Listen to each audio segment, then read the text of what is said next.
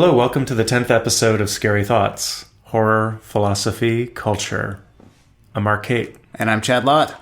And today, you get a bonus episode. Woo! Meet your hosts. Yeah, this is not about any particular horror movie, just the true horror of our lives. We got a lot of people asking about who we are in our relationship to horror and how we come at this stuff. And so we thought it would be a fun opportunity to just talk about ourselves, talk about each other, how this podcast even came to be. Yeah. And as always, before we get too deep into this, there's no spoilers, obviously, because we're only spoiling our lives. Mark dies at the end. Mark dies at the end. He doesn't know it yet, but he's going to die. It's a good thing we have that other episode in the can already. We'll be able to go on into internet infamy. But anyway, go over to iTunes and give us a review. We're up to 50 5-star reviews as of this, which is pretty damn cool. There are some major podcasts that don't have that many good reviews. What's up, iTunes? Put us on new and notable, suckers. I'm not bitter. I also highly recommend the industrious, clever work of our intern over on Instagram at scarythoughts.podcast. Yeah, she is off on some sort of millennial vacation, which I do not understand, but she'll be back, so that's why there hasn't been so much posting recently. Perhaps we'll fire her. It won't cost us anything to fire her because she doesn't get paid. So let's talk about how this podcast started. Yeah, so my wife and your wife are friends. Yes. And worked together. Worked together a long time ago. And so some months ago, our mutual friend Joaquin, hi Joaquin. What's up? Said, hey, you guys should totally come over for brunch with Crystal and Chad. And so Monique, my wife, and Monique Jenkinson, a.k.a. Phonique, the performance artist. Very famous, very cool. Very cool. Who will actually... Quick note, will be joining us for an episode about Black Swan. We haven't scheduled it yet, but in the medium future. It's going to rule because she's very smart. Yeah. It'll be the end of the podcast because it'll put us to shame. But she will take over, just like the character in Black Swan. Totally. And this will be Phonique's podcast going forward after that episode. So that's why we're trying to put it off for a little bit. So Monique and I and Joaquin went over to your place for brunch, and you and I just started talking about horror films. Yeah. Which I don't usually do, because the people who have this thing about like, oh, I'm into weird stuff and I don't like people to know. Like, I don't care. I just don't talk about horror films too liberally because like I'm not the type of person who wants to stop a meal to blab about the nonsense that I know about some obscure thing. Yeah, I am totally comfortable with stopping a meal from my nonsense. And it's based on another dinner with my wife. We had gone out. She was a really... she's kind of high up in a company, and we were out to dinner with all these other kind of important people. And... Oh, wait. I named her. Is that cool? Yeah, that's fine. Okay. Yeah. I usually call her Mrs. Lott. Right. I didn't know if you were just avoiding... Yeah, I just do that on my blog just because it's funny. Got it. The reason why I do it is because Joe Rogan calls his wife Mrs. Rogan, and she's anonymous. So I thought it was kind of a funny little gag to have my wife be like this anonymous character in my life, sort of like the teacher from Charlie Brown. Yes. Like that's... So in a lot of my writing, she's this character that doesn't totally interact with me, which is also kind of true. Well, it's also sort of like the wife in Pulp Fiction. Yes. Who's going to come home? You got to clean up the mess. Yeah. She's just always off camera and unapproving of nonsense. But we were at this dinner together, and it's a bunch of serious people, and I had a bit of a reputation for not being super friendly amongst groups of people. And I realized, I was like, it's because nobody ever talks about what I want to talk about, so I'm going to force this conversation. So I just brought up the new Battlestar Galactica and how fucking great it was. And my wife gave me this look, which was basically like, shut up, nerd, don't ruin this for me. And immediately, everyone started talking about how great Battlestar Galactica was and loved it and all this stuff. And so the entire conversation becomes Battlestar Galactica and sci-fi. And at that moment, this is like at least 10 years ago, at that moment I realized everybody loves this shit. Just not everybody talks about it. It's like Law and Order. Like everybody watches it. Everybody has a favorite episode. And so I basically liberally talk about the weird shit I like, and am never let down by how many people are into it. That's great. Although I will say, when we were having this first brunch, I also try not to find myself in a conversation where, like, oh, the two guys are talking about something that no one else is interested in and commandeering the conversation. Right. But you and I clearly, like, read a lot of the same theory and saw and had similar opinions about horror films. And I was talking about, like, oh, I do this podcast, and my other podcast is called Why We Listen, and how I was so bummed that my interest in horror and podcasts do not intersect. That there's... all I do is listen to podcasts and watch horror movies, and there are no good podcasts about horror films. And you said, check out Faculty of Horror, which I did, and was like, oh my God, it's the fucking best. And Faculty of Horror, in my opinion, for what I'm looking for, was at the time the top horror podcast. Like, I wanted something very thoughtful. I definitely, I'm not aligned politically at all with the host. I'm kind of like a psycho-libertarian type dude, you know? But they are so undeniably smart and thoughtful, and I love what they bring. A little bit of themselves, but not too much to the conversation. And I really want to just kind of... I mean, I know this isn't you, but, like, I was like, man, if there was, like, a slightly more bro version of that show, I would fucking love it. Right. You know, just, like, a little bit more with, like, a lot of the horror podcasts are, like, very fanboy driven, and they they really drill down into details of who did the special effects, and wasn't that fucking awesome? And they'll have, like, top 10 kill lists and things like that. Yeah. But even a larger amount of them are simply just, like, recaps of the movie. They'll just tell you the movie front to back. Just so not interesting. And maybe offer like a hot take on it. And then there's this whole just intolerable layer of podcast hosts, which are comedians just looking to work out material. Sure. And there's quite a few horror podcasts that are just terrible, horrible comedians that just should never get on stage. And they just kind of have their, like, little gaggle at, like, horror movies. And those horror movie shows, you don't feel like they really love the material. And that was what really struck me with Faculty of Horror, is they love this shit. Yeah. They really love it, and they've taken everything they've learned from academia and totally misused it for the purposes of a horror podcast. And it's great. And their book is great. Like, the one lady, I can't remember which one wrote it, but the French Extremity book is great. Yeah, and also I find, like, what is interesting about them is that they're coming from academia and they're theoretical. However, I find there's a certain genteel Canadianness, and I'm Canadian, so just like you give yourself a pass on saying weird things about Jews because you're not Jewish. Yeah, but I don't deserve it at all. Like, I shouldn't be doing that at all. I'll talk smack about Canadians. There's just something a little bit polite and Canadian about the Faculty of Horror. A little bit like there's this sort of remove from the ugliness of the world that comes with academia, which is only possible because of academia. Anyway. So we were over, totally spiraled. And then I mentioned that podcast, Yeah. and then you went and listened to it, and we're like, this podcast is awesome. And then we kind of talked about things that we almost like wished that they would cover, Yes. and realizing that they were just never going to, because they're not two bros from San Francisco and Oakland. And I'll say, I can't remember what it was I said, but I was sort of like, I honestly don't think I've ever said this before, but I was like, I wish Chad and I did a podcast. It would be fucking awesome. And I sent you some sort of text or message that was light fishing. It was almost sort of like when you want to go on a date with someone. Yeah, and I was all in. And you're fishing. Yeah. And you were just like, we should do a podcast together. I was like, yes, we should. Yeah.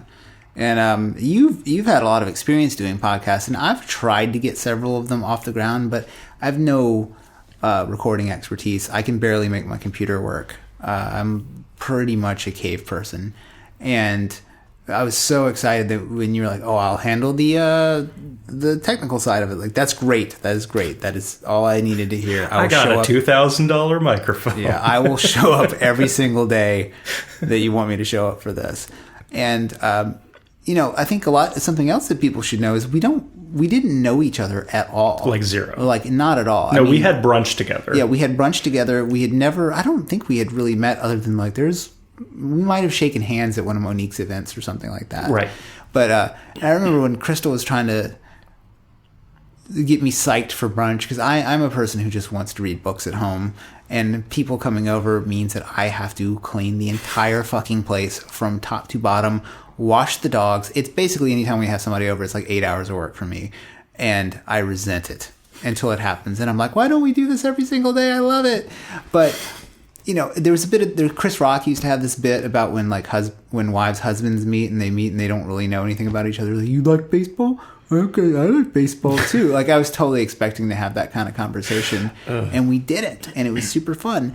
And then our first episode was Stranger Things, and I think that was the longest conversation we had ever had with each other. Yeah. And it was super fun, and I've been looking forward to doing the podcast ever since. Totally, it's totally fun, and something that really didn't occur to me until you mentioned it before we turned the mics on, is that like our entire relationship is pretty much face to face. Like we'll send the odd text back and forth of burning police. Yeah, I was standing about 50 feet away from that police generator that was on fire at the UC Berkeley protest, and like I have this great video. Who needs to see this? Mark. Yeah, like Mark will totally appreciate this. And then the video I have is pretty great because you can hear the tree burning in the background. I'm so bummed out. I missed the person next to me going, "Oh no, the tree!" which was my favorite moment of the entire event. Yeah. Oh my god. Yeah. So then what happened? Yeah, so then we got together, we did the first podcast, and then pretty immediately response was very good. Yeah. And I've done some like corporate speaking as like a marketing guy, so I'm not totally uncomfortable in front of a crowd or whatever, but I've definitely not talked for more than a few minutes at a time for the pleasure of other people. And so this has been a very new thing for me, and just getting comfortable with my voice on the mic, which I'm not, and all of our vocal tics, which you do a great job of trying to suppress. I have a lot of vocal tics that I hope that our audience never hears, because I edit them all out one by one. Yeah, so we started. If we ever do a live event, it'll just become clear how incapable I am of speaking in a linear fashion. We'll just do like Daft Punk. We'll just get somebody else to wear masks, and we'll just pre-record our voices. Oh. Yeah. Okay, we're gonna make this happen. Yeah. Why don't we take a step back and talk about like where we're coming from, like sure. how we got to that brunch? Yeah, like what the movies. We definitely pick a certain type of horror film. Yeah, and you could probably explain why we pick those films, and then what sort of other books and materials we're looking at to have these conversations. I think would be interesting to talk about. Well, I think first and foremost, I mean, before going back. I think I'm assuming that something that is a thread between the two of us that we haven't talked about too much is like you went to UC Berkeley in the rhetoric department, and we were talking about Faculty of Horror, and I think that a through line is a sort of for me reverence. I don't know how you would characterize it, but for the book Carol Clover's Men, Women, and Chainsaws, which really, really changed how I viewed horror films. I'm sure we'll get into my relationship to horror films and history with them, but that book was really a turning point for my relationship to horror films. It really did open me up to them. And did you take classes with her? No. Okay. Yeah. One interesting thing about the UC Berkeley rhetoric department, most people, don't know what it is at all, but it's connected to the film studies department. So there's a lot of overlap in classes. And so film is very big. What I guess is called critical theory is pretty big. You taught that quite a bit. I got into the rhetoric department because I thought it was a speech and debate program, and I was completely wrong. Like, I was coming out of City College. I had enough good grades and whatever. I knew I was going to be able to get into Berkeley because there's a hack. If you're an older student, getting into a UC system is pretty easy if you do certain things. And so I had figured out all that shit, and there was a day where you go to Berkeley if you don't know what your major is going to be, and you go to these different little spots, and the students do like these little performances, these little skits where they kind of walk you through the program. That sounds insufferable. It's insufferable. So I went to the English one because I thought I was going to be an English major. That's kind of what I thought my jam was going to be. I was going to do an English major, speech and debate minor because I like arguing. In my head, this is all looking like an episode of Glee somehow. Like It all really- these like spunky kids trying to. Well, so I go to the English department and it's super boring. And it's just intolerable. It's the worst thing I've ever seen. It made me not want to read. Not really. But I left it and I was like, man, this is really not cool. I guess I'll keep doing it. But these classes seem not what I'm looking for. You know, as a person who writes, I wanted a writing program, and their English program is world class, but you're basically just learning about other people's work.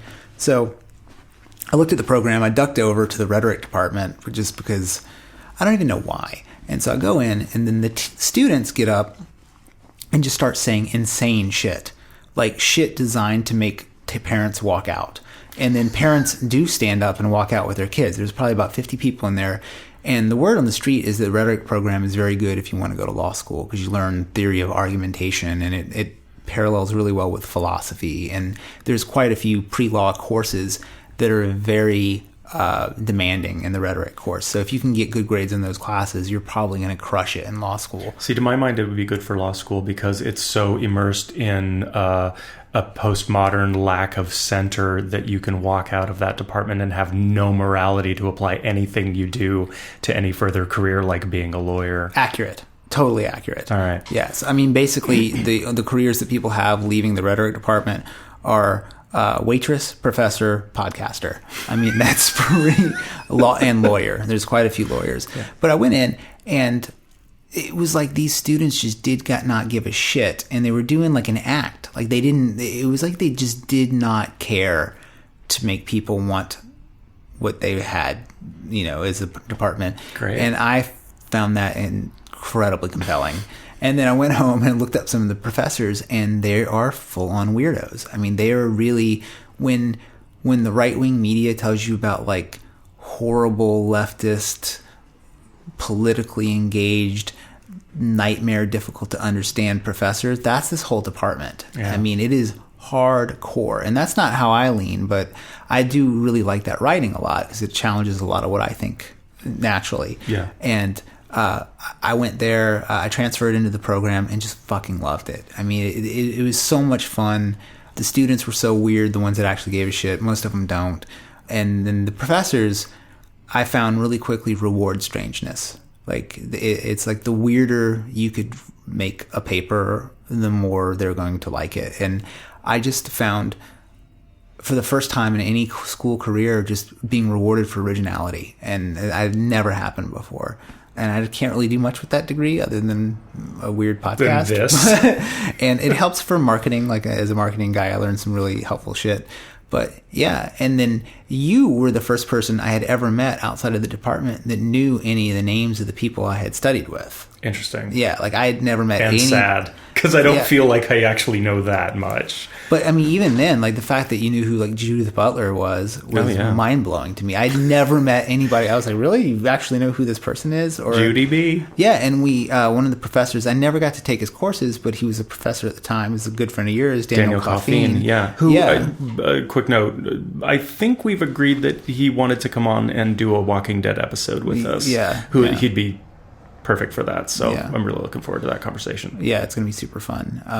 And then I've actually listened to his courses online. Yeah. And the way his Rhetoric 101 the classes online are fun to listen to. Yeah, Rhetoric 10 is what you're looking for. Sorry. If you go and use, I mean, it's a 101, but if you go to like iTunes U or something like that and go to for Berkeley, like Rhetoric 10, it's interesting how different his take on the class is from the version I took.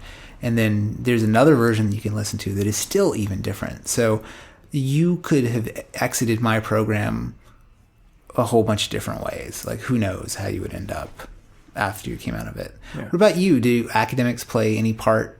I actually don't know what you studied. I went to art school. Yeah, I know you went to art school, but I don't know what. So I went to a lot of schools. I went to Simon Fraser University in Vancouver, Burnaby, British Columbia, and had a double major in English and philosophy.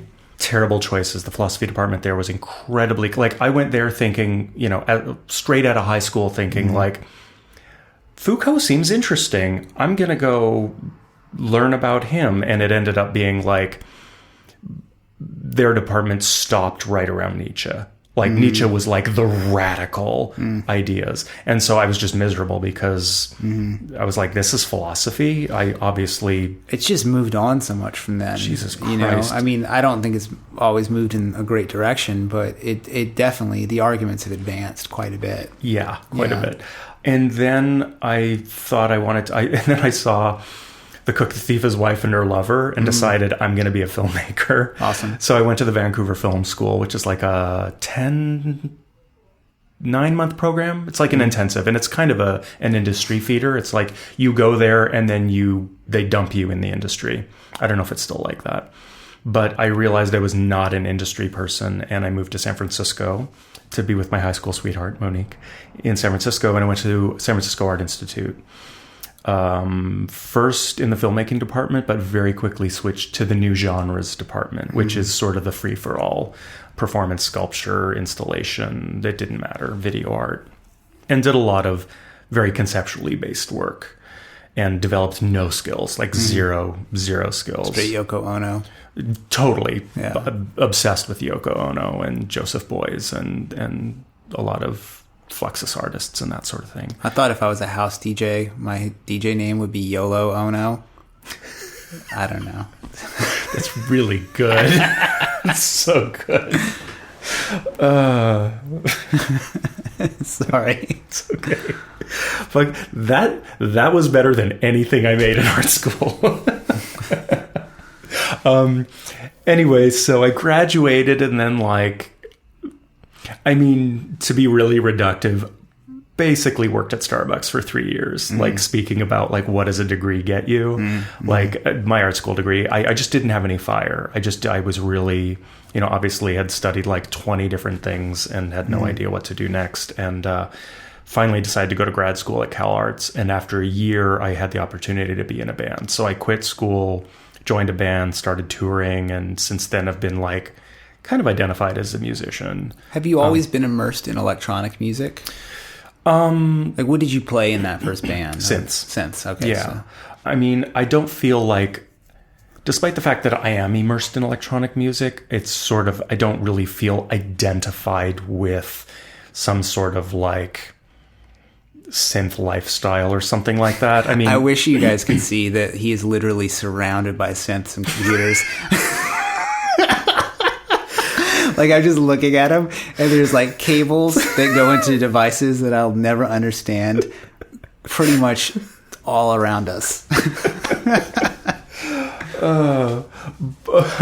Yeah. Despite that, I get, what do I mean? I mean, like, as soon as you leave, if I'm going to put on music, it's not like I reach first for Jean-Michel Jarre. Let me ask you a question. Yeah. If you find a tortoise in the desert on its back, what do you do? I shoot my co-host. No, I guess, I mean, my listening habits are not strictly electronically aligned, sure. And I don't sort of feel like I'm part of some electronic music world, despite that's the one I participate in as a creator, if that makes sense. Sure. Like, I listen to just as much like guitar-based post-punk as anything electronic. I guess that's what I mean. But yeah, I mean, that was my education, and I just read a lot. Yeah. The reading is the key thing, man. I think like a movie that was surprisingly influential to me was Good Will Hunting. And I know you're going to be so, but there's a moment in that film where he's like, the famous scene in the bar when he's like making fun of the dude who's pretending that he knows all this shit. And Will Hunting's like, you could have gotten, you spent $150,000 on an education that you could have gotten for $1.50 at a library. When I saw that, I was not in college, not planning to go to college. And to me, that was the way forward. And then that's how, Jack London rocked it. In his book, Martin Eden is very much about that. This whole idea that you could just read yourself into a state of badassery. Yeah. And that was really my approach to learning. And so, like, what kind of stuff were you reading? Judith Butler. Yeah. Carol Clover book. I was really into like Deleuze and Foucault and I think at the time, like Baudrillard and Umberto Eco and God, who else? Yeah. Yeah, see, I wasn't exposed to any of that stuff until I got to Berkeley. I was very much immersed in classics. So, like, all of Plato, all of Socrates, all of that stuff I was very into, especially Stoic stuff, which is very popular with your life hacker types now, which is... I've never read any of the Stoics, and I feel like I don't want to because of the source. You know what I mean? You mean like why it's popular now? Who's making it popular? And it's hard for that to not taint I know what it. you're saying, but you can knock It's sort of like not wanting to read Burroughs because everybody who says Burroughs is rad is a fucking douchebag, which is... I love Burroughs, but... You know. Yeah, and I definitely get that. Like the Stoic philosophy thing. The thing about it is, you really all you have to read is Seneca his letters, and Marcus Aurelius's Meditations. That's pretty much it. And those books are just really great guidebooks. Or the 4-Hour Work Week. You could just read that instead. Yeah, you could just any of Mr. Ferris's works will just do instead of all that stuff. And then Ryan Holiday. Ryan Holiday is also another one of those guys that he wrote The Obstacle is the Way, which is pretty much a millennial hot take on Stoic philosophy.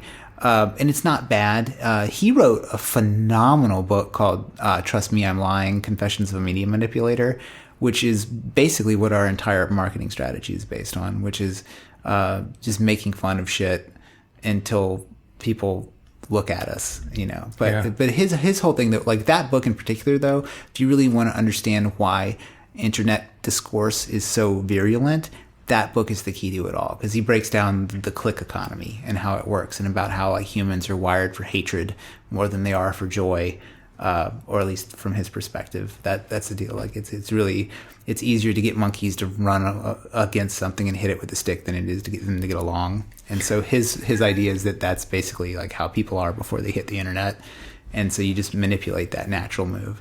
It's kind of like an evolutionary psychology perspective, which I'm not terribly married to. Yeah. But yeah, I mean, so I had never read any of this like postmodern stuff, and one of the things I don't respond to it very much is all the philosophy, like Nietzsche and before, is kind of worried about the question of like how should you comport yourself in life, like what's a good way to live, and all the postmodern stuff seems to completely not give a shit about that at all. And so you get to the point of, okay, well, what is philosophy for? With the postmodern stuff, I still don't really quite know. I mean, there's people I enjoy reading in it, but I don't feel like I'm a better person after I've read those people. Which I don't know is important. I mean, they would say it's not important at all. They would tell you, go fuck yourself. Right. But, you read Meditations, and you might treat people better the next day after reading it. But you read... fucking anything by Derrida. Yeah, any of that. Like you read like it is not enhancing your life. Yeah, it might be giving you some tools. Yeah. But to do anything. Yeah. I mean, like after I read The Paper Machine, which one of Derrida's books, I just like I didn't feel anything at all. I read it and I was like, okay, one thing I took away from it was that typing things out is just as good as writing longhand, because your hands are involved either way. Okay. That was like my takeaway from that book, and I'm sure somebody who's like more read on this stuff is just going to think I completely missed it, but I probably did, and I think that's one of the things about that program, that you don't really get to interact with those texts very often unless you make time for them, which is, I do kind of make time for them again because of this podcast. Even though that we don't bring them up all the time, that stuff's always in the back of my brain. Well, let's dial way back in time and talk about, why do you have a certain affinity? Like, why are we not doing a podcast about cowboy movies right now? Like what? Because you hate cowboy movies. I could totally do that podcast. That's my favorite genre of all time. Okay, you know what? Actually, here I'm gonna just insert this into the brunch. I'm gonna say, be really honest. I very quickly thought of you. Like, I was like, this guy is fucking wrong about everything, but I don't disagree with anything he's saying. That's pretty much what everybody says. Like, just like, dude, he's so wrong-headed. He's just like way off. But I'm not sure I can explain how that's the case, because I think we might agree. Yeah. I mean, like, I think where I come from is that, like, in some ways I'm really, like, unapologetically Southern in outlook, but very aware of how incorrect that can be sometimes, you know, but completely unwilling to disperse with it for other people's feelings. I mean, I don't know. Maybe that's sure. what you're thinking. Well, also, okay. Well, yeah. you know, and to be honest, like, I definitely have, like, you know, 4 decades of like liberal baggage where I am unconsciously reactive to even a drop in the temperature. Yeah. That doesn't somehow align with my delicate, fragile, safe space. I can't even believe Monique let you hang out with me, to be honest.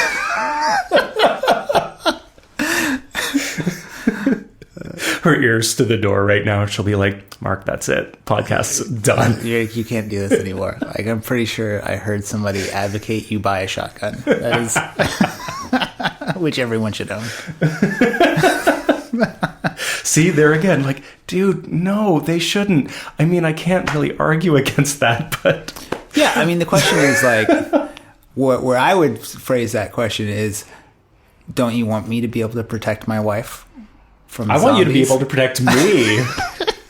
This is all about you doing the grunt work of saving me from our collective demise. Yeah, I'm definitely. You've got the arsenal. I've got the desperate pleas. Well, my arsenal's not all that, to be honest. That's more than I've got. Yeah, I've just got my wit and sunny disposition. That's all I've got to contribute to the apocalypse. Yeah, well, and some fucking synthesizers that only work if they're plugged in. Well, you could maybe like strap one of those to your chest and hold like a switch, like a remote in your hand, and just tell people that it's a bomb. Yeah. And you can just be like, I'm going to set it off. And just until walk someone's through like, crowds. dude, is that like a Make Noise Renee? And you're like, shut up. Shut up. Okay, so why are you invested in horror movies? Like, how did this begin? What was the first horror movie you saw, or where did this all start? I mean, this sounds pretty silly, but the first horror movie I ever saw was The 700 Club. You know, and I remember watching this show, and if listeners are familiar with it, it's just an evangelical TV show. And in the early 80s, it was very committed to the idea that we were like seconds away from the apocalypse. It was very tied into Reaganomics and the Reagan era thought, and all these televangelists were like, you know, Russia's the evil empire. Gorbachev is for sure the Antichrist, you know, so you're watching the show, and as a young person, you're being filled with the idea that at any moment it's going to be Revelations, and probably Revelations has already started. And so I was, you know, raised like a shut-in basically by my grandmother. Like I didn't go outside. I don't remember being in school all the time. Like we would just be out doing these weird backwoods Southern revivalist crazy things. Wow. You know, we would just be disappearing into like, oh brother, where art thou, Mississippi?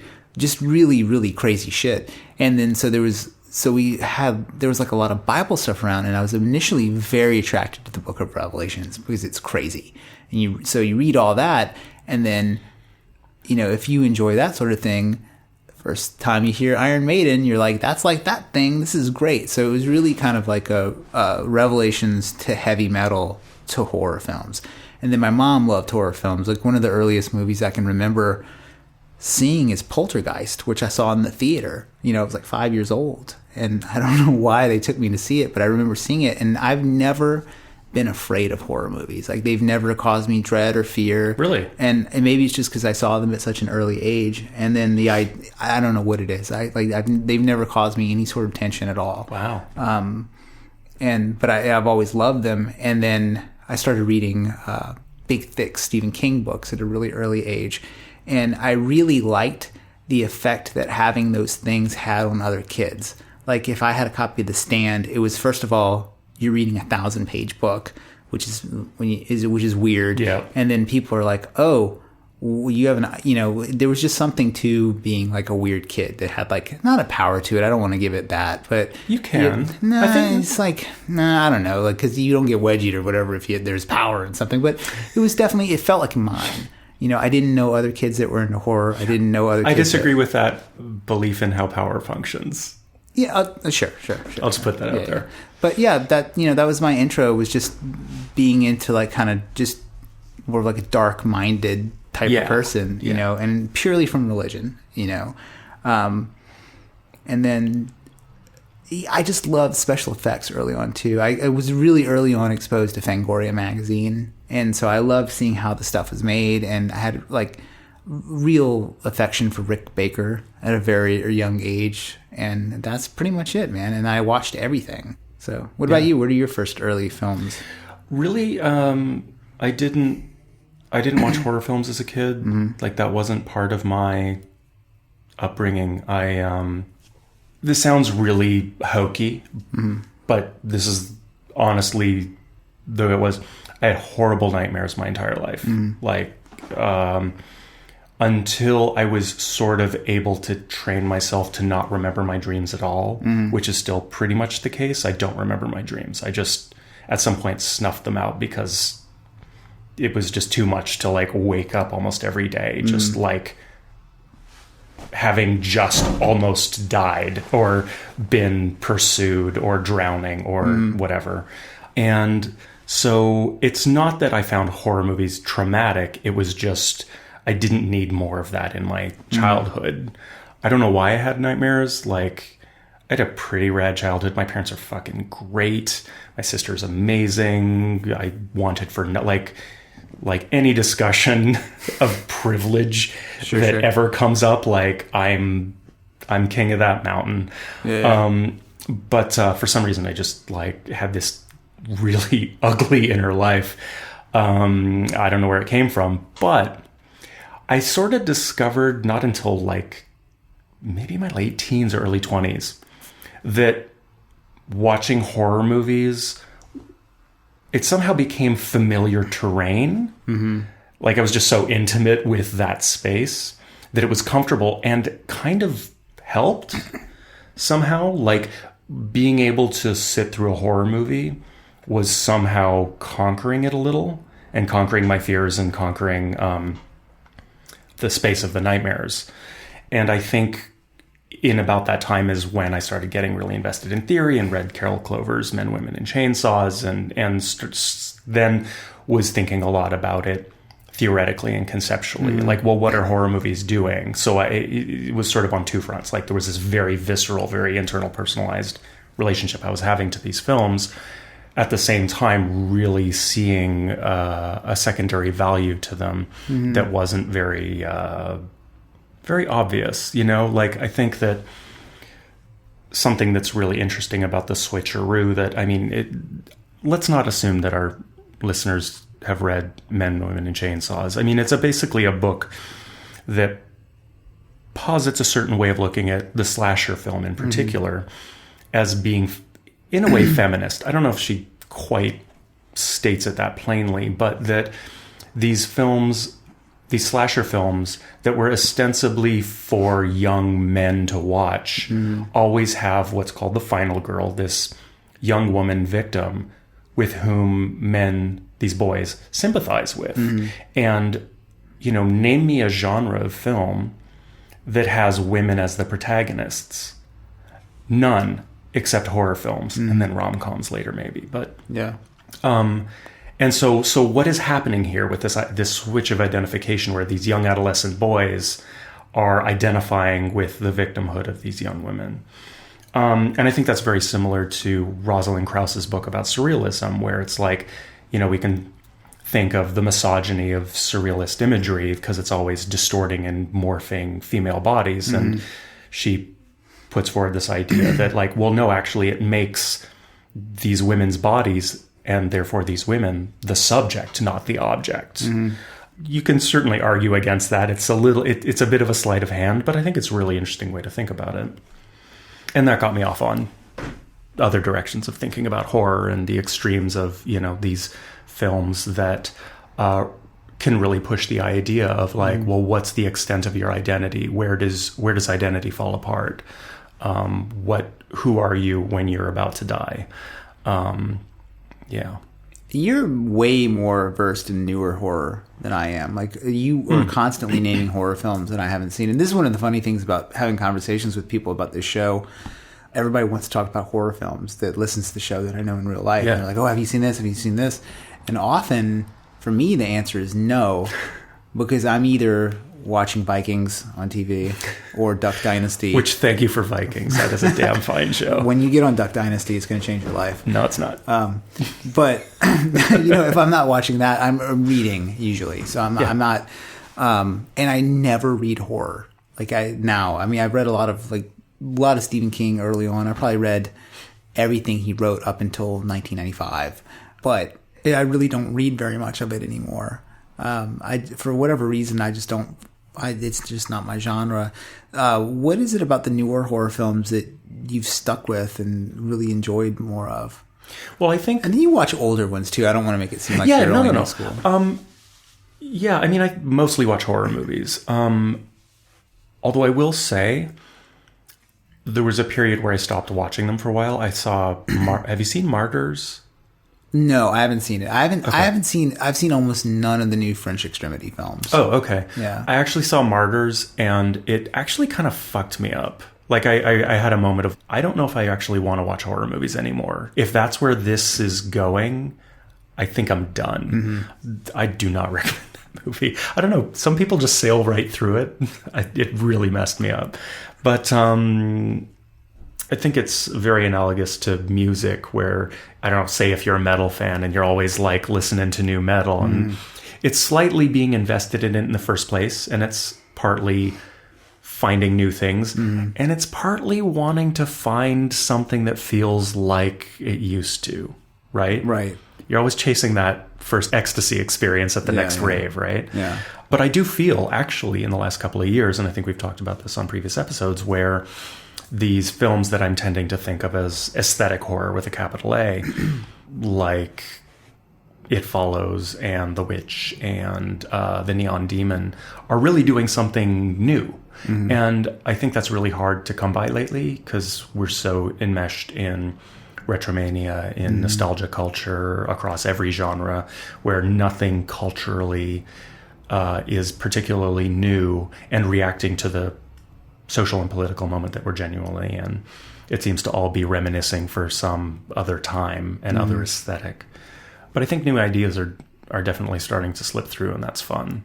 Yeah.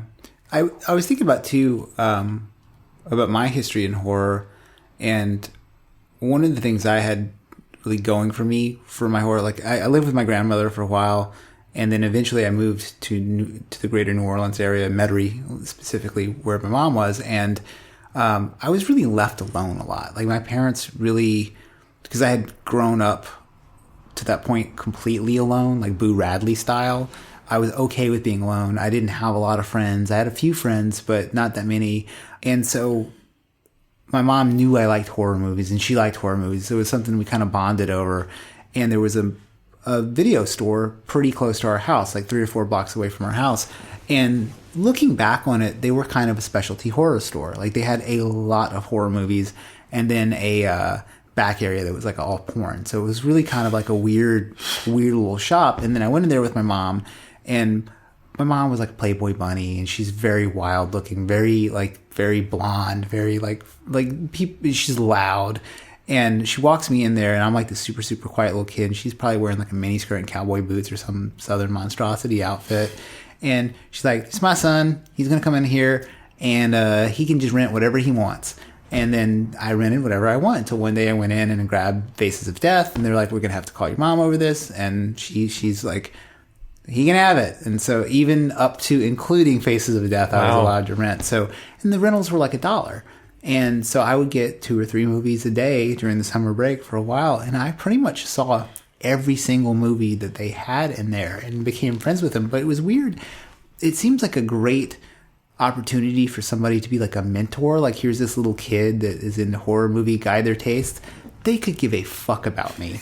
Which, looking back on it, I was like, man, I would have totally taken interest in a little kid that saw literally every single horror movie. Right. But they didn't care at all. So a lot of my interest in this stuff has been very self-directed. And so I saw like everything up until like 1989. And then for whatever reason, the store closed actually. And I remember I bought a copy of Surf Nazis Must Die when they were going out of business. I was really excited to own it finally. And it's weird, like those places aren't as important anymore, right? Because you can just download whatever. Like people are always like, oh, you got to get this movie on Netflix or you have to see this. Like I get movie recommendations pretty much every single day from people, either via internet or whatever, and I just can't keep up, man. Well, I think there's also just something backing up. There's something interesting about thinking about film in terms of the architecture of a video store, because my earliest childhood video store, I didn't even go down that damn aisle. And I remember alphabetically, right at where you would first walk into the horror aisle was a copy of I Drink Your Blood. And I don't know if you can just recall the clamshell cover to that movie. At all. Fucking horrifying, like just really graphic and fucked up and scary as hell. And so that it's almost like that alone kept me out of that section of the store, you know? Yeah, and I got really, one thing that was pretty fun was I had seen so many of those movies. I got really good at knowing what was going to happen really early on. Like I could almost tell you, like really pre any of the Chainsaw book or whatever, like oh, this is going to happen, this is going to happen, this is going to happen. And so part of the pleasure for me was like finding out like how right I was as I watched a movie. And then any goofy effects were always awesome. I really early on had a love for all the Tromaville films, like the Toxic Avenger and stuff like that. Oh, yeah. Like Surf Nazis Must Die. I loved that genre. Did you grow up with a horror host, like a late night horror host? I did not. You didn't see, this is another thing. The whole like Elvira thing, like I totally dig, but it was kind of a mystery to me. Yeah. So in Louisiana, you grow up with a guy named Morgus. So I know we have a lot of listeners in Louisiana. You're probably going to be super stoked on this part. But I saw Morgus. And the way Morgus was a mad scientist that lived in an ice house in New Orleans. An ice house. Yeah. And he was this mad scientist. Huh. And he had a sidekick named Chopsley, who was like an executioner in an all brown outfit. Nice. And a computer that was a skull named Eric. And he would just basically walk around, and such a New Orleans character, like a real deal. Like outside of the show, you could just imagine him walking around. And one of the cool things is like he was a local media celebrity. So during Halloween, he would like come to your school, and you're like, holy shit, Morgus is real.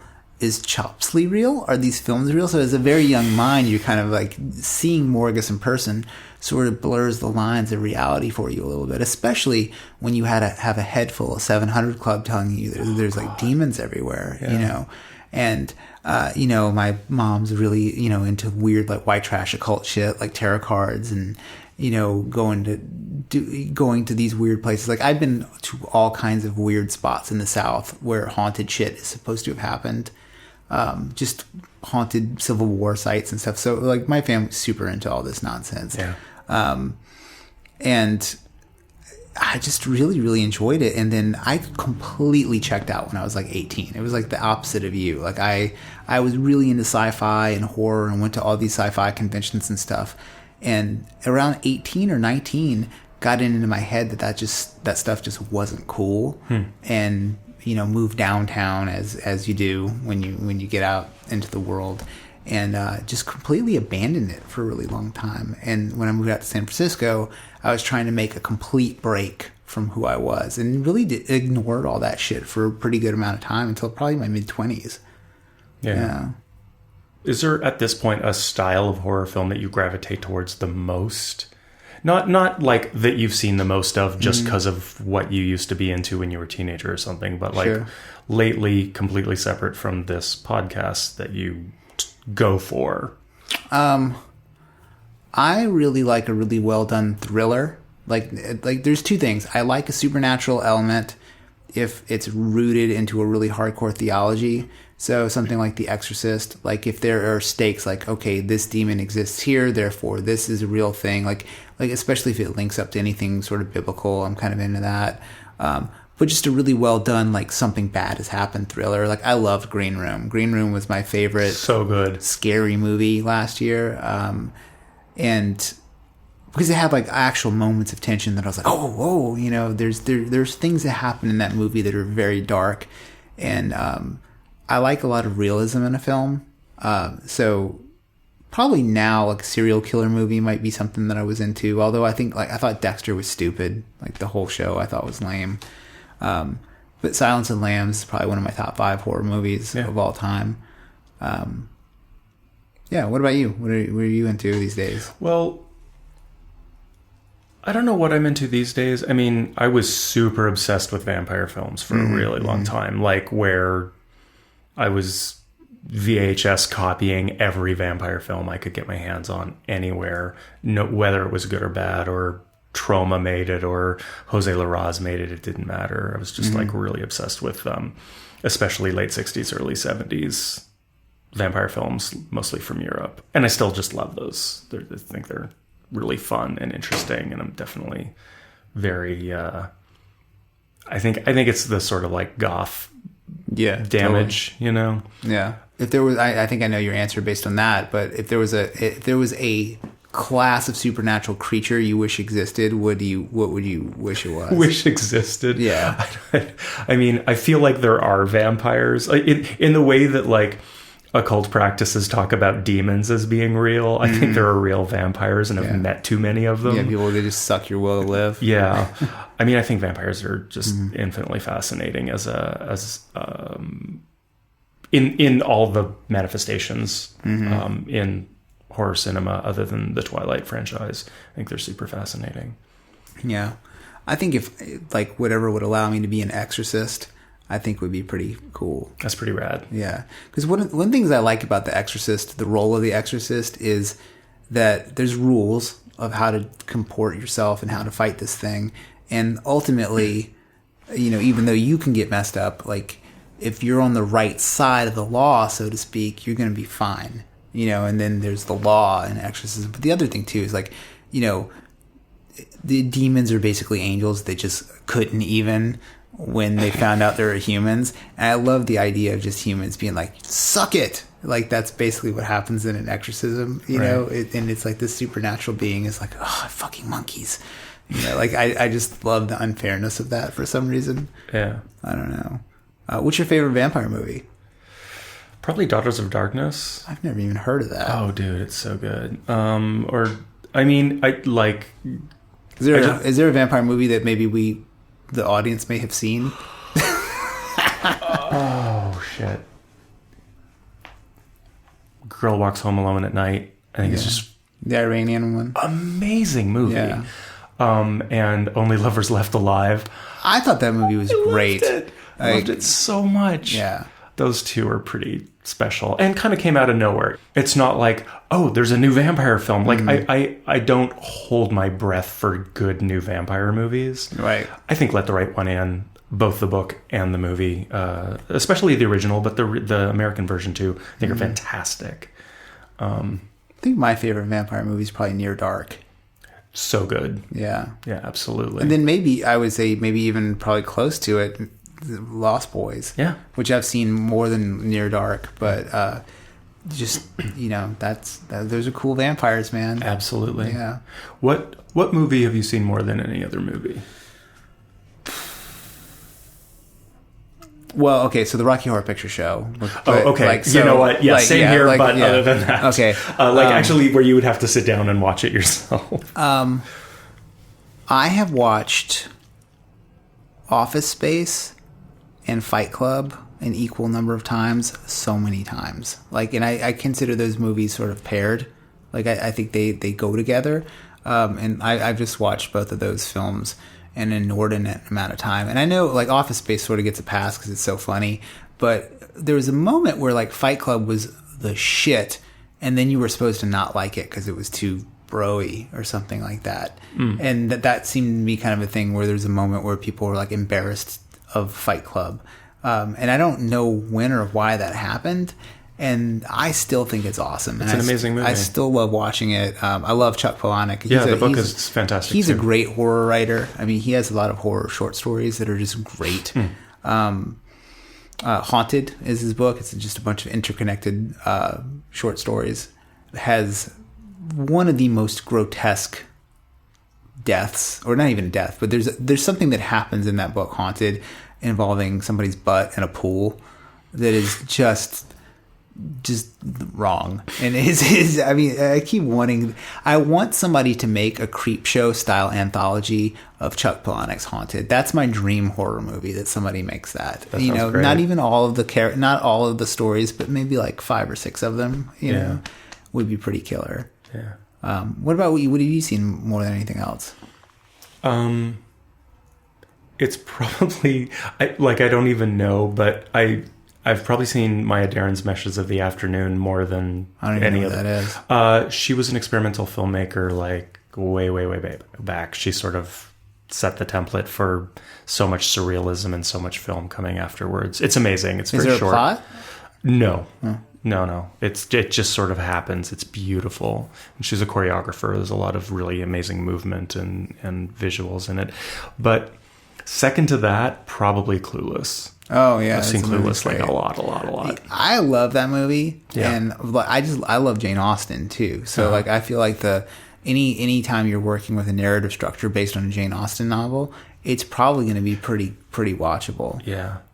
My wife Mrs. Lott enjoys Clueless quite a bit too. So good. Comes up in conversation. It's also my, how do I put this on record?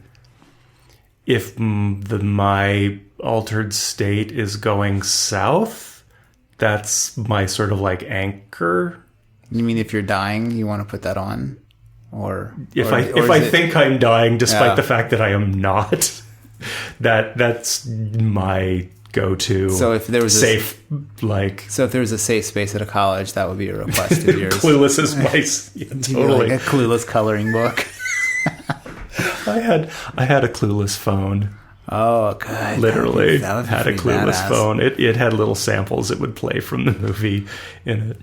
The funny thing about that movie, Clueless, is that was the first time I'd ever heard of Nietzsche. Like for real. Like I had never, and then I remember like that character, you know, being so moody, and I was like, what is that book? I'm moody too. Yeah. I was What's like, he reading? Maybe I should be reading that. It's funny how even like these silly, inconsequential movies and films can introduce you to cool stuff. Especially like genre stuff seems to be made by people who are into interesting things, and they insert their kinks into horror films in a way that like mainstream filmmakers do not. You know, like in a horror film, everything is important, including like what the posters on the wall are or the movie playing in the background. And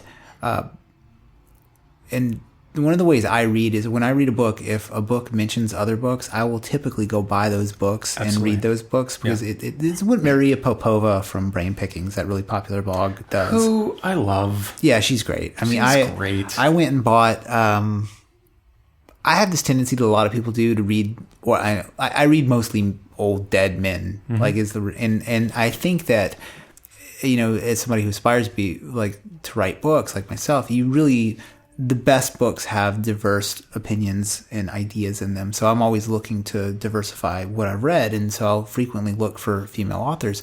And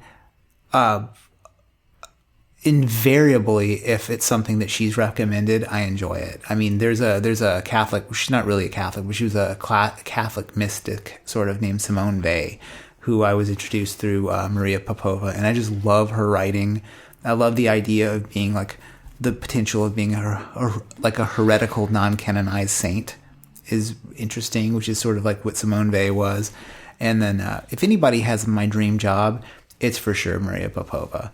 It's just like, you just read classic books all day, write some, and what she does with her writing is something I really aspire to as well, which is she doesn't put dates on it and she doesn't reference current events, but she tries to take this classic literature and relate it to like a modern condition, but still slightly outside of day-to-day activity. So you won't see something like, she'll maybe write a short essay about authoritarianism, but she won't write about Trump. You know what I mean? Yeah. And so what that does is allows people to really come to her writing as they are. And the other thing that's really interesting about it, she doesn't write that much. I've done this a bunch of times because I've been trying to figure out how her site works. I'll copy and paste a blog post of hers and put it into a Word doc and then take out the quotations. And there's usually only like 200, 250 words that she's written, but her word economy is so good that these articles feel like they're endless, but they're not. She's just made a whole bunch of these really wonderful little gems. But yeah, I'm glad you're a fan of hers. What I like about her is that she gets people excited and invested in ideas. Yeah, totally. Which is hard to come by, strangely. I'm sure but I'm for sure I'm almost trying to do what she's doing with that site, with our conversation on Scary Thoughts. Yeah. And probably not succeeding because she's probably a little more clear-headed than I am. But yeah, man, if I could copy anybody's career, it would be her. I mean, there's got to be room for another slightly nonsensical dude to read books and write about them, I guess. Yeah. I don't know. It's interesting that she keeps it from being like a book report. It could easily slip into being a book report, but I don't know. What are you reading now or just finished? So I just finished a book called, tonight I'll finish it. I only have 20 pages left. I'm reading a book called Darkness at Noon by Arthur Koestler, and he was a Communist Party member, and a lot of his writings deal with totalitarianism. And the book I'm reading, this particular book, is about a guy who has been arrested by the party for basically party heresy. And a lot of the book is him trying to figure out what he's done and how he should respond in these interrogations he's going through, because he was for a while on the other side of the interrogation. So he sort of knows how to answer these questions. It's like a prison novel, like a Russian prison novel, pretty much. It was recommended by a friend of mine.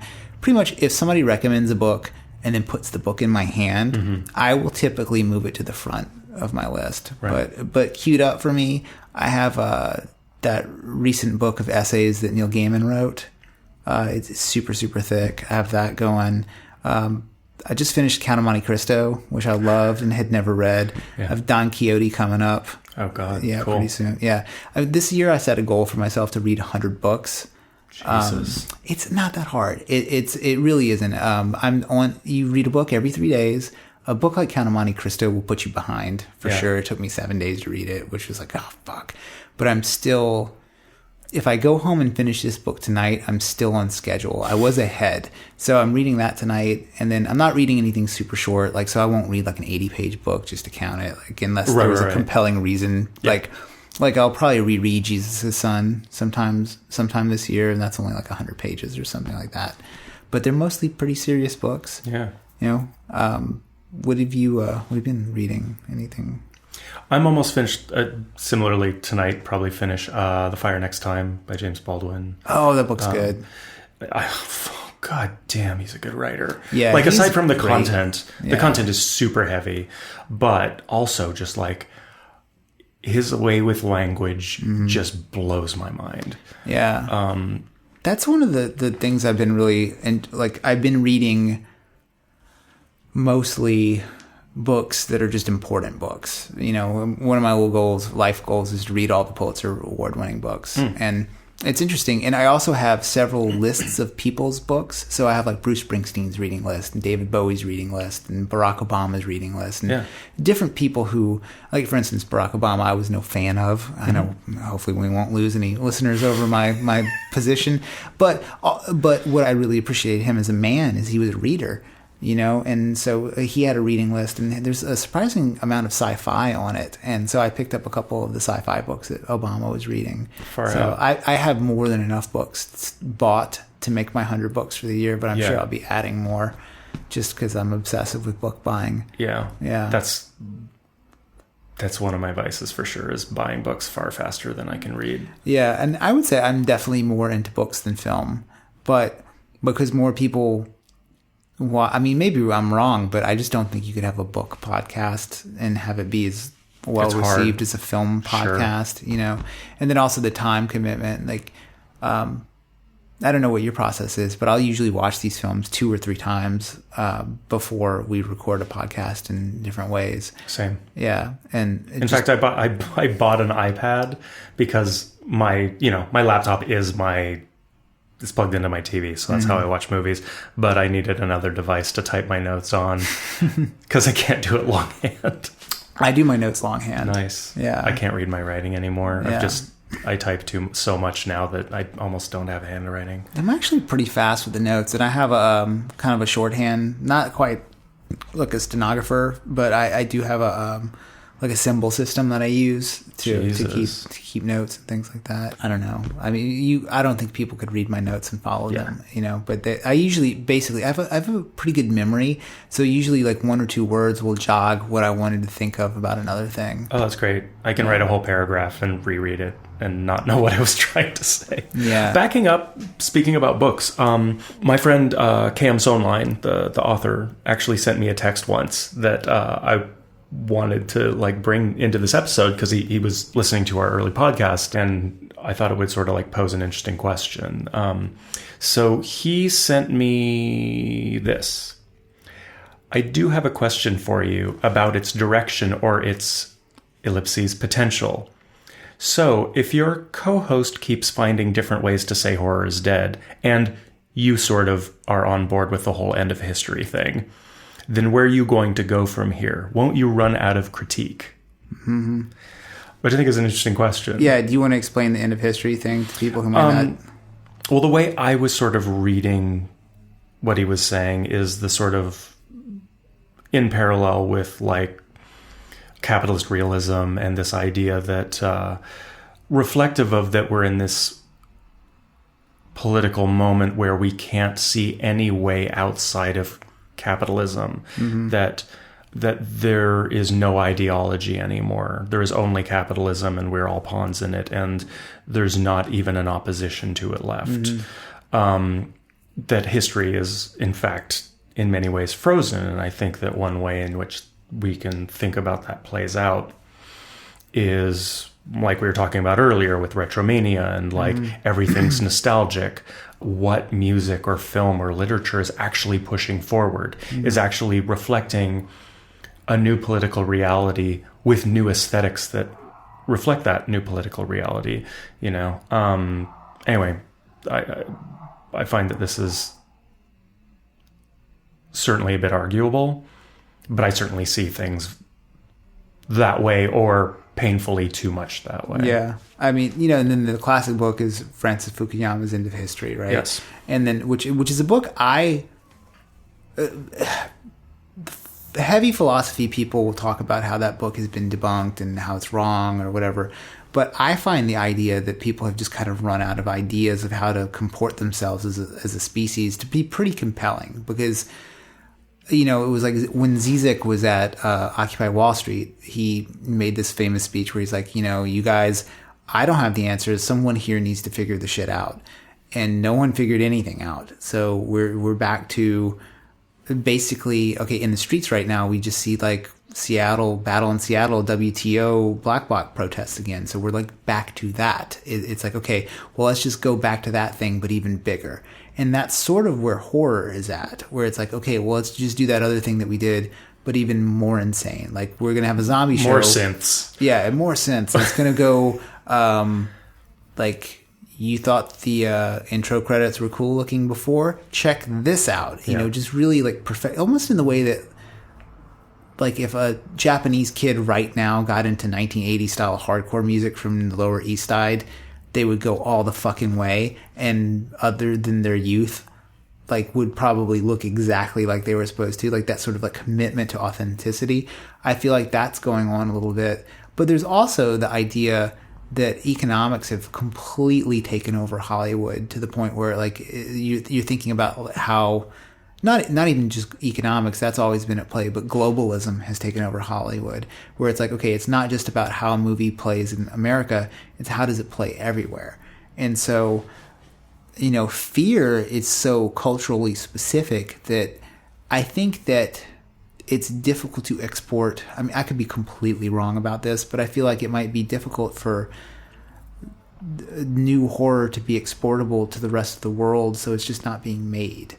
I mean, I don't know. But to maybe, answer, this issue, I think, is across all genres. Yeah, it's across all disciplines.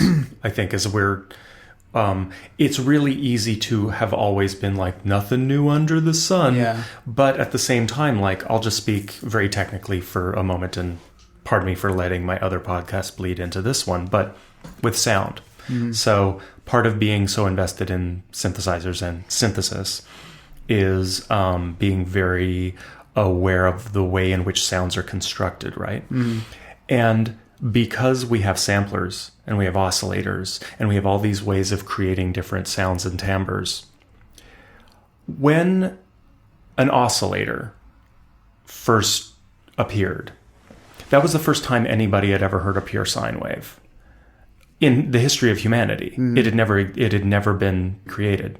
The first time sampling happened, and time stretch and all that, distortion, slightly arguable, pitch correction, like the Cher auto-tune thing. These things had never been heard in the history of humanity, and we have not had that since. And I think it's because we can make any sound happen, and have been able to for decades now. There's no new sound to hear. It might actually be impossible for us to ever again hear a new sound that has never been heard before, because we have the technology to create any sound. There are only so many possibilities. And I wonder if that's actually across all genres. Like, once you turn a body inside out, once you show a pretty flower in the sunlight, once you have a dragon swoop down and carry the princess off, like what's left? What can actually be shown? Just kind of variations of the same. Yeah. I mean, there's two things I think that I would maybe split his question up a little bit. One of them is, are you going to run out of critique? And I would say no, because people still study romantic literature, and still like early romantic literature, and like still find stuff to say. Like, they'll discover the new writings of somebody from 1850, and then it'll shed a little bit of light. I mean, I think there's always going to be, inner space is infinite, right? So you can you can gaze ever harder at your navel and go deeper and deeper and deeper. And then especially when you have you think about if you're going to bring in subjective experience to it as well. So like, what does a female Haitian critique of American Psycho look like? I don't know, but I want to know. Like that sort of thing's really interesting to me. I think that as much as I am not a fan of identity politics, I am a fan of identity, and I think to hear like an expanding group of people have these critique is very interesting to me. I mean, I walked past a girl who looked like a straight up ratchet hood rat girl the other day, but she had a John Waters Crybaby t-shirt on. And I just wanted to stop her and be like, when did you see this movie? Like, what do you think about this movie? Because I only know, like, queer art weirdos who love John Waters movies, and maybe the occasional rockabilly person who, like, that movie gets a pass by. But I had never seen a person, under 14 years old, apparently, like, and also, like, a kind of like a cool young black girl in, Oakland. Like, it was just so weird to think of this person. And it was not like I was like surprised by it, like, oh, you like that? It was just like, man, I had never even thought of somebody like you watching this thing that I also love, and I want to hear what you have to say about it. But since I'm like almost 40 and you're under 15, I'm definitely not talking to you because it's weird. But yeah, like, so that sort of thing, I think, as far as like critique goes, like, I'm really interested to hear what other people have to say about things, and especially people who are not like me. I don't need to hear another neckbeard horror fan's take on Texas Chainsaw Massacre. I just don't, But that's one answer. As far as like, is the genre over? I mean, I don't know. It's not my job. I don't make horror movies, so I don't know. Right. I feel like this overlaps with me is because I'm a musician and tend to think very critically about music. My patience for, even though I'm super excited about so much music right now, like I think, despite the fact that I firmly believe I'm not hearing anything new in the way that I wish I was, I feel like there's a fucking golden age of amazing music happening right now. There's a golden age of a lot of things happening right now, which is really exciting and against the media narrative of like everything's going to shit.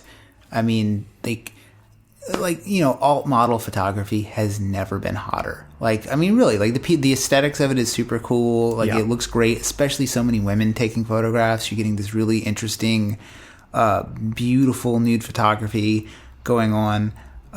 Video games have never been better. I mean, they're incredible. Comedy has never been better. There are more comedians that I know by name now that I enjoy than ever before. I mean, even like special effects in movies are fun. It's fun to go to a movie still. Yeah. Yeah. But I feel like on the flip side, my patience for that stagnation is kind of short in a certain way. Right. At least critically. So while we get together and we're like, this is awesome. There's a great part of me that is just despairing that things aren't actually better. Yeah. So in some revolutionary way. We tend to, for whatever reason, be on the same page with what we want to cover on this podcast. Yeah. Like, what if you were to explain this? I have so far not been able to explain this to people, but if you were to say what's a criteria for the films that we choose on this show, what would you say it was?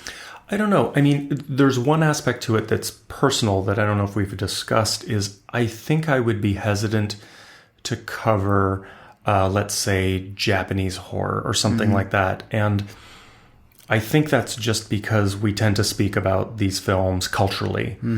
And because I've been to Japan, I do not understand that country. And I watch Japanese films and I'm really into them, some of them. Some Japanese horror films I think are just incredible. Right. But I don't know that I have the critical apparatus to, even after doing a lot of reading or something, to speak about it competently the way I feel I can talk about, like, without preparation, I could probably have some interesting things to say about Poltergeist. Right. Any Japanese film, I feel like, well, I could be describing what I'm seeing and what I'm understanding and how scary it is, or the aesthetics. But how this film exists in its own context, I don't fully understand. And that would give me, I feel like, a limitation that is not so interesting for me to try to overcome for this podcast. Do you think that might be a failing of like the critical theory tradition that we use? Partly, possibly. Yeah. But I also just feel like it's not that I just want to talk about stuff that I'm comfortable with and don't, this isn't about cultural appropriation or some narrative like that. It's more just like, I don't really understand what those films are deeply about. And that I feel puts me at a disadvantage that someone else is better equipped to speak about. Yeah. Whereas I could speak about European vampire films forever because I quite understand that lineage. Yeah. Like knee jerk, Yeah.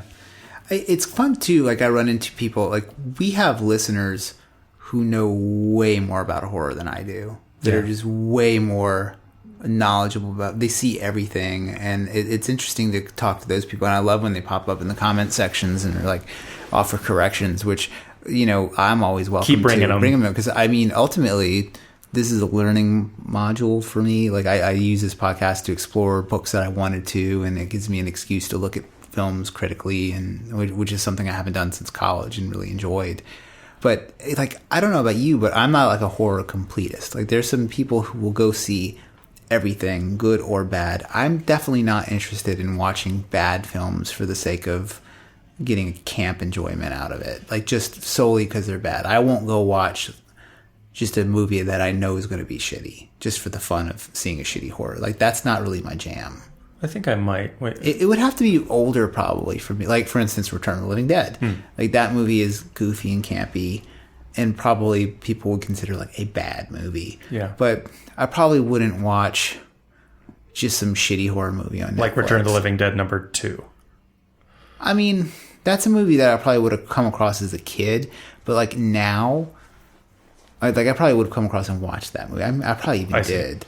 Oh, but you're talking about like when you go on Netflix and you're like, I want to watch a horror movie, and there's just this avalanche of stuff that is clearly you're just not going to get anything out of it. Some people who just love punk rock music so much they'll just listen to any punk rock. Like my buddy, I have a buddy who will go through the Dollar Bin and Amoeba and just grab stuff that he's never heard of if it's punk, just because he's looking for maybe one song. And my whole perspective on it is like, dude, fucking Black Flag's whole discography is right over here, and it's excellent, and it's going to be better than anything in this stupid bin.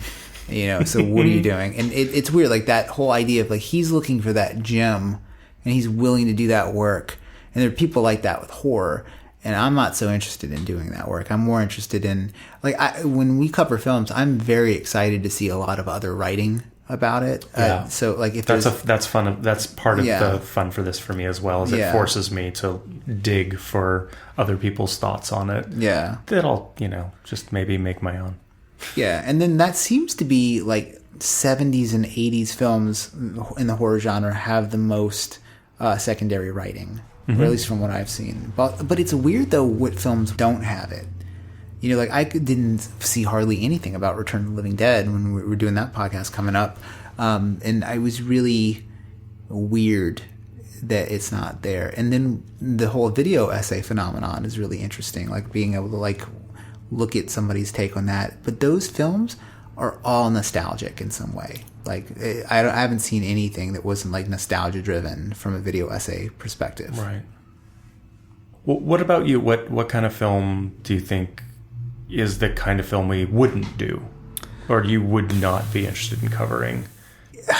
Even though we are going to do it, I probably would have shied away from doing, like, a Walking Dead. Yeah. So, but okay, series, I would say, like, I'm not super hot to do series, and not because I don't like them, but because the time investment it takes. Like, so for instance, if we were going to do, like, American Horror Story, we want to talk about that, I would feel like that's like a month of work. Yeah, I would have to go watch every season multiple times, and then and with all these new seasons and new shows and stuff like that, especially if, like, a BuzzFeed or a Gawker type audience is looking at them, there will be a lot of writing, and a lot of it will be so opposed to my point of view that I will feel the need to respond to it just out of aggression. Yeah. And so I'm not interested in looking at films that I would find my way into, like, maybe, like, attacking in a certain way. Like, for instance, the new Ghostbusters movie would be a film that is just so heavily politicized. And hilarious. You liked it. You saw I did. it. I think I'm eventually going to like it. Not like it, but I'm eventually going to watch it because, it's that film is at the heart of a lot of the modern controversy we have in the world, which is, I mean, Milo Yiannopoulos, who just, as of this podcast recording about a week ago, or not even a week ago, came to UC Berkeley, and the shit went off. Like, it was a violent... Well, someone got shot at a few Seattle. days before that. Yeah, so, and the thing about, like, all this is, no one knew who he was until he wrote a critique of the new Ghostbusters movie, which got him kicked off of Twitter. And that act got him made Hillary Clinton mention him on a campaign trail speech, and that blew him up. So in a weird sort of way, it's Milo Yiannopoulos' critique of a film that didn't matter that kind of elevated him to where he's at right now. And now we all have to deal with, like, is it okay to punch a Nazi because of the Ghostbusters movie? Wait, a film that didn't matter, or a critique that didn't matter? A film that, like, historically probably would have mattered. If there was no politicization of the new Ghostbusters movie, it would have gone the way of 21 Jump Street or 22 Jump Street. A movie that people... Like, 22 Jump Street's fucking hilarious. I don't know if you saw it, but there's a scene where it is revealed that someone has slept with someone's daughter, and it is not taken very well. And Ice Cube is very angry. And his comedic timing is so goddamn good. And Chris Hemsworth's comedic timing is also excellent. Not Hemsworth. Wait. It's Channing Tatum. Sorry. Channing Tatum is in 22 Jump Street. It's super fun. So I don't want to mean it's not a good movie, but, we're talking about Ghostbusters 2 with a bunch of SNL people. I mean, come the fuck on. It's not like an important movie, but it became important because of the conversation around it. So that's a long way I don't think of it became important because of Milo. I mean, like, going back to talking about Faculty of Horror, like, their take on it was pretty, like, an epic. This is one of the reasons why I love Faculty of Horror so much, is, like, I probably had the same opinion like a lot of 4chan Reddit people did, which is like, fuck this movie, it's not going to be as good as the original. But I also had the opinion where it was like, I don't care if you see it. I'm not going to shit on it because of that. Like, I just don't care to see it. But they made an argument about representation that I found so compelling that it made me want to watch the movie and give it a chance. Plus, Joe Rogan thought it was funny. So there's all these. I'll probably watch it this week just so I don't remain in ignorance. But the idea is like a silly movie, like Ghostbusters 2 or the remake of a Ghostbusters with a gender bender cast is a silly idea. I mean, I don't want to say silly like, oh, women can't be the stars or anything like that. But come on, it's a movie. It's like a producer-driven idea. You know, it's not. No artist filmmaker was like, holy shit, I have been wanting to do this movie my entire life. I think it's going to get an Oscar. It's fucking great. Like, that's not what was happening with this movie. And I feel like if I were to cover it, the only reason why I would have covered it is because of the political flack around it. And that's the kind of film I'm not interested in. And not covering. the ideas that are contained within the film outside of its I want to look at a film that if I didn't know, like, so for me, this is a very long and probably alienating way of saying this, but the too long didn't listen version is I want to review films that speak for themselves. You know, and that's one of our jokes is we always say it speaks for itself, and it's a really terrible movie. Like, I mean, does anything you have a degree in rhetoric? Does anything speak for itself? Yeah, like the Glock 19, for instance, speaks for itself. God. The AR-15 platform, which is superior to all other rifle platforms, speaks for itself. Oh my God! Do we cover guns now? No. But I mean, it's that'd hard. be great. Okay. We don't change the title of the podcast, but we just start talking. Yeah, this is now a Second Amendment podcast. But also, I'm aware of that. It's very hard to square what I just said with the fact that we just did a podcast about Gremlins. You know, yeah. So I don't want it to seem like I'm not attracted to the same nostalgia that everybody else is. Like, I love Stranger Things for all the reasons why everybody else loved it. I cannot wait to go home and watch the Super Bowl trailer of Stranger Things second season. You know, I really want to see. Oh yeah. Yeah, I'm excited about it. And I don't know. Like, what about you? Like, how do you approach that? Approach which part of that? Just like, well, the films. You know. You don't have to attack or defend Ghostbusters. I probably made a mistake doing that. That's okay. But yeah, like, you know, I mean, because we have a wide range of films, and I know like the first 5 episodes or so were more auteur film. Yeah. You know, and then we kind of went into a nostalgia. We're still, which we still are. Return of the Living Dead is next, and then Phantasm, and then somebody was like, "Oh, I really enjoyed your '80s trilogy." Somebody told me that, like, basically, like, looking at, and I was like, "It's gonna keep going. Over. It's not going." Well, these '80s films, I will say, are easy.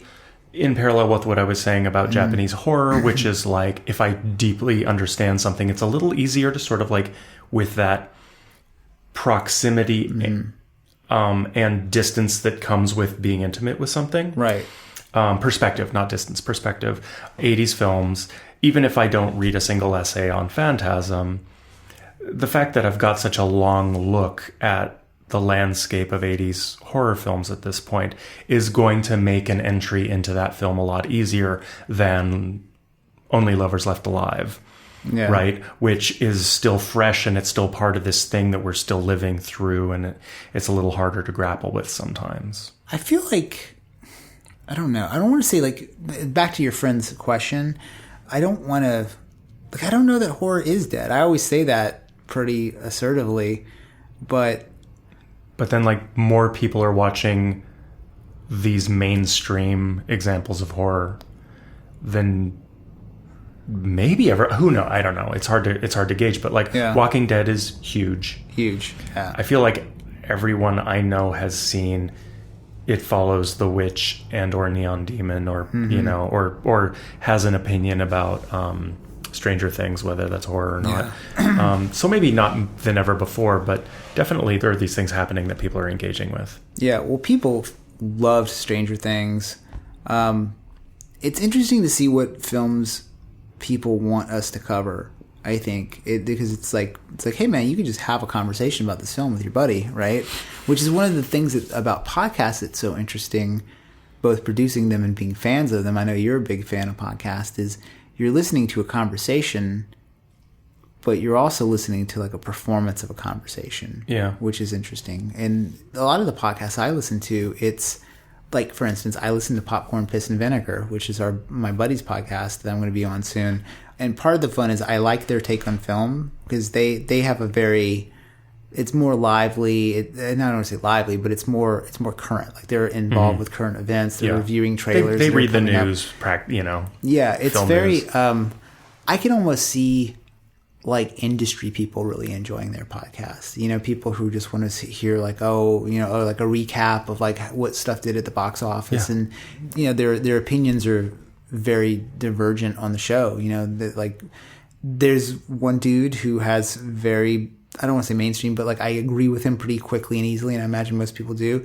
And they have another host that I'm almost like, is it an act that he is so opposite the world?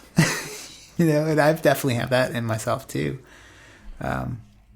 You who likes Good Will Hunting and Forrest Gump. Man, everybody likes those movies. You're in the wrong here. Right. Yeah. What is it about those movies that you don't like? I mean, I know you're always like, I don't like You, for instance, you have off mic voiced a disdain for Spielberg. Oh, I think I've done that in every episode on mic, haven't I? Yeah. What is it about a Spielberg film that you don't like? It feels like it just feels so calculated and driven by. It's going to be hard for me to articulate because there's nothing I can say to critique Spielberg that doesn't just equally apply to someone else's work that I like. But it feels like such a transparent manipulation. Mm-hmm. And I really resist that. I mean, as you know, I don't think there are rules here. There aren't rules for making art, making or receiving. But I'm deeply suspicious of intentions that are that market driven, right? About bottom line. You know, I'm not under some illusion that art exists outside capitalism or something preposterous like that. But like I'm fine with films that are like pure popcorn, like I really am. But somewhere on that scale is like, this could not be further from a creative endeavor, right? Despite the fact that any Hollywood film has like often hundreds of very talented creative people, at the core, it seems, what would be the word? Cynical. I find Steven Spielberg and Michael Bay and later Danny Boyle and incredibly cynical because it's manipulative for the worst reasons. Do you also find like Norman Rockwell paintings? I mean, and I'm not trying to be goofy here. No. Do you find like a Norman Rockwell painting to have like that sinister undertone as well? I think that's a little hard because that's like engineered pablum, right? Yeah. It's so antiquated that it's hard. On one hand, yes, absolutely. On the other hand, it's so removed from my reality. It's not like it gets my blood pressure up the way Spielberg does. Yeah. It's interesting. You know, like your same critique of those guys is kind of what a lot of people in Japan say about Kurosawa. You know, and it's interesting out here is just totally revered. It's like this amazing like Ron Japanese is one of my favorite movies. I like all of his movies. Yeah. I think they're great. I like Rogue One, the new Star Wars movie, because it's such a Kurosawa movie. You know, it's one of the things I really liked about it. And I wonder what, like, you know, like a Japanese person's, do they have that same sort of like, because it's from a different culture, is it who knows? Yeah, I don't know. That's you know, back. I mean, if you're from Nigeria and Coldplay is exotic, like that just changes everything, right? Yeah. You know, like my opinion of Coldplay versus someone who has like, maybe Nigeria is a bad example, but maybe, you know, a completely different access point to culture. But what I do think is interesting about a lot of, say, you know, my least Zack Snyder, my like least favorite Hollywood directors is almost all of them. Their first film was an amazing horror movie. Yeah. Jaws, 28 Days Later. Zack Snyder early did the Dawn of the Dead remake. Oh, yeah. That's credible. Which is really good. Yeah. It has the really fun moment where they're putting names on the chalkboard and they're trying to find, and the sniper's trying to find. Brilliant. Yeah, super hilarious. Fun. Yeah, really fun. There's a really fun. I mean, the zombie baby thing is super gross and creepy and good. I think that is a very successful remake, and I'm typically not a fan of remakes, but I thought that one was very good. I've watched it more than I've seen the original. Yeah. You know? Oh, yeah, same. Anyway, it's just interesting, like a lot of these very big, mammoth Hollywood directors that sold their souls to whatever we have for Satan these days. Yeah. Kind of did amazing films originally. Film's such a weird art form because one is it is very new, right? It's just over 100 years old, and it continually changes, but because as technology changes, but like unlike a lot of other art forms, it's so collaborative, and that collaboration is often not good. You know, or like there's like the problems of collaboration more than the benefits of collaboration. You know, like no one is like, oh my God, those studio notes really helped. Like I've never heard that story. You know, you only hear, oh, it ruined the movie. Yeah. And then money is such an important part of it. It's like, you know, I wonder, are there any horror films that are true expressions of the main creator's vision? You know, like I think that's the auteur thing again. The declaration of someone being an auteur filmmaker is sometimes fairly true and sometimes just a marketing mythology that's placed on. And then it's probably easily believed that once you tag someone as an auteur, that probably commands more power and money. Who knows? Who knows how it works? It's one of the things I was thinking about earlier today too was how money affects film, especially horror films. It's like having too much money will make a horror film look too slick, and it'll be bad. And then you can get like a really overdone monster if the monster's in it or something like that. And then there's only so much you need for horror effects. And in horror effects, the less you see, the better. You know, that's so proven over and over again that now filmmakers like the filmmaker from The Witch, you know, they're back to not showing you anything, which is cool. Like Prometheus is one. I mean, it's sci-fi, but it's one of the worst movies ever made, and it's I didn't totally hate no it. amount of money. It was too much money. Yeah, too many possibilities. Yeah, and like people aren't afraid of like gigantic. I mean, people are afraid of big things like global warming or a nuclear war or something like that. But you're really more afraid of like somebody kicking your door in with an axe. Like that's really more of like a live. Every night that happens. But the only thing I would say that movies with bigger budgets could benefit from is acting, you know, and because you think about like, okay, what's a movie that had great actors in it? Silence of the Lambs. I mean, you have Jodie Foster, who's impeccable, and what is Anthony Hopkins? Yeah, Jesus Christ. You have Anthony Hopkins, who's a Royal Shakespeare Company actor. Like everybody who went through that is great.